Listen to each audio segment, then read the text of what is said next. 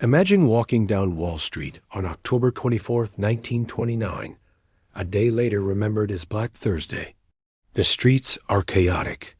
Traders shout into telephones, papers flutter through the air, faces pale and anxious.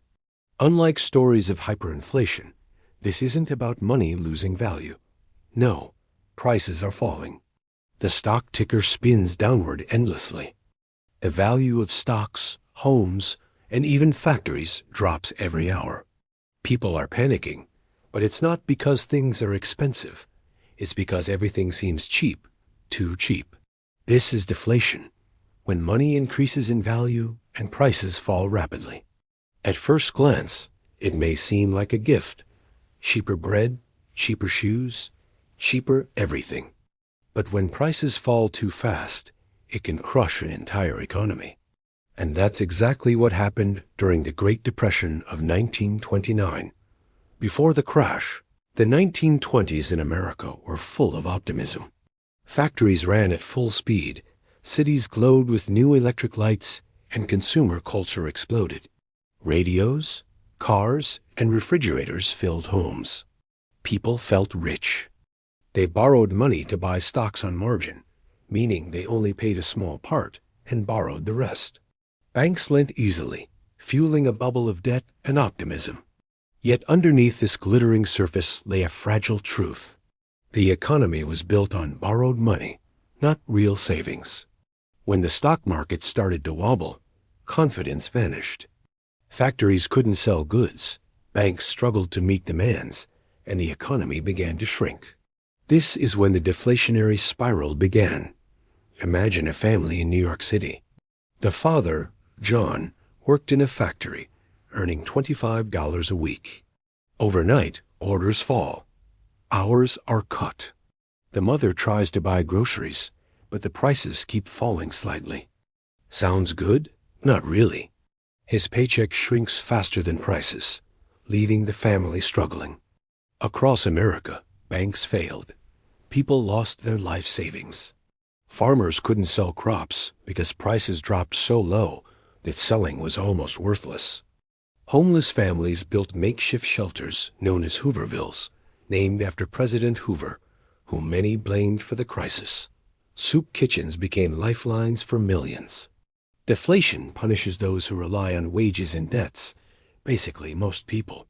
Money becomes more valuable, but in a shrinking economy, that value is a curse, not a blessing.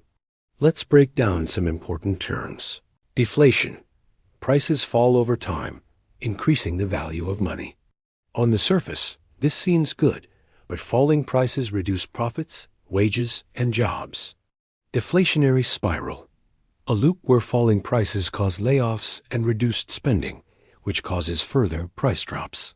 Credit and margin. Borrowed money used to buy stocks or goods.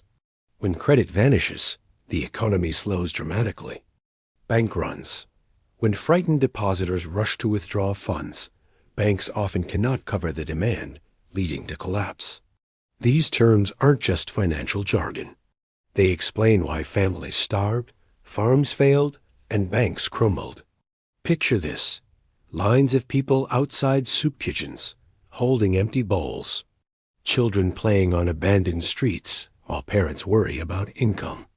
Farmers leaving unsold crops to rot in the fields because prices were too low. Citizens desperately trying to withdraw money from banks before they fail. Each scene shows the human cost of deflation. Unlike hyperinflation, where money is worthless, here money becomes too valuable for a collapsing economy, punishing almost everyone. Falling prices might sound ideal, cheaper goods. But here's the problem. Business profits shrink. Companies earn less, cut wages, or lay off workers. Consumer spending drops. People postpone purchases, expecting even lower prices tomorrow. Debt burden increases. Loans remain the same, but income falls. Paying off debt becomes impossible. Banks collapse.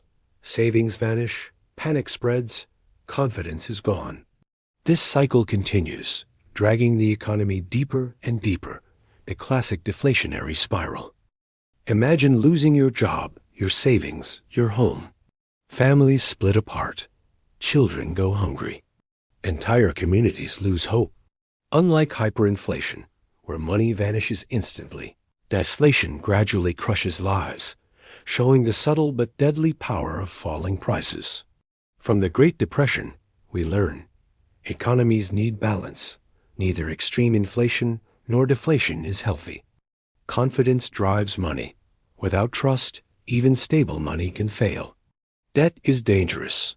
Over-leveraging worsens crisis. Government intervention matters. Programs like the New Deal helped restart spending and stabilize the economy. The story isn't just about numbers. It's about people and choices, showing how finance, policy, and human psychology interact. Even amid tragedy, some images are striking. Children playing with scraps, inventing games from hardship. Hoovervilles filled with tin huts and hope amid despair. Bank lines that stretch blocks long.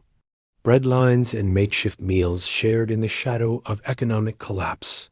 These scenes make deflation tangible, turning abstract terms into living history. Deflation isn't just history. Economists today watch inflation and deflation carefully. Countries worry about prices falling too fast because history shows us the consequences: unemployment, bank collapses, and lost trust. By studying 1929, we understand that money is more than numbers. It's confidence, circulation, and the lifeblood of society. Deflation is a silent killer. Money increases in value, yet lives and livelihoods collapse. Families starved, savings vanished, dreams were shattered. The Great Depression reminds us that money must flow, prices must stabilize, and trust is everything. If this story made you think differently about money and history, like, subscribe, and comment.